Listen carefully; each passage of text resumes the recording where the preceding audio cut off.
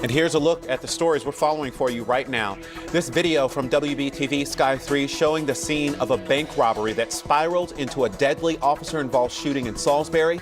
Plus, state health officials say another North Carolinian has died from the flu. Then, coming up. And thank you for joining us. I'm Jonathan Lowe. Those stories and much more just ahead. First, though, let's check in with your Weather on the One's Forecast Center. The FBI is investigating a deadly officer-involved shooting in Salisbury. Police say it's connected to a bank robbery, and all of this happening within steps of our bureau office in Salisbury. Spectrum News Salisbury bureau reporter Courtney Davis is at the scene with the latest details. Courtney? An anonymous tip to the Concord Police Department led Cabarrus County school officials to close all high schools and one middle school Thursday. The tip suggested explosive devices may be at a high school. They searched all of the schools and later reopened them after kids were sent home. However, students say the evacuations were very chaotic. Like, my jacket was in a different classroom, and our stuff was scattered, so we couldn't really go and get our stuff. We had to leave right then. Cabarrus County Schools gave the all clear a little before 2 Thursday afternoon, allowing students to return to get their belongings they had to leave behind. The Concord Police Department, the Sheriff's Office, and FBI are all still investigating the threat.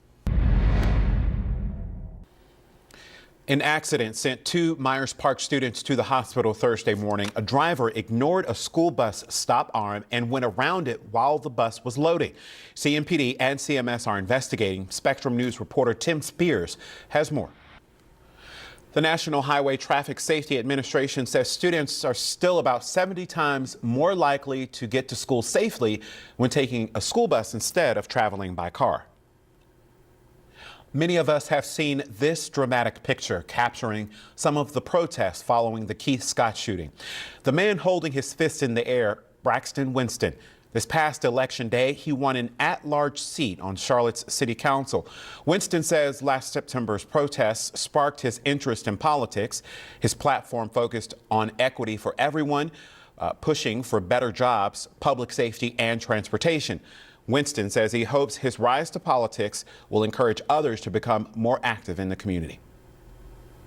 Not everybody has to be out in front of the cameras. Not everybody has to be on a dais. But there are good people doing a lot of good work, and that cannot be understated. Councilman-elect Winston, along with the other new council members, will be sworn in on December 4th.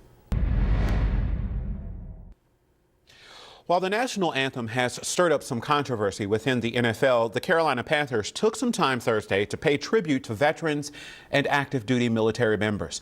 The Panthers teamed up with Lowe's and USO of North Carolina to put on the honor. It's part of programs to mark Military Appreciation Week.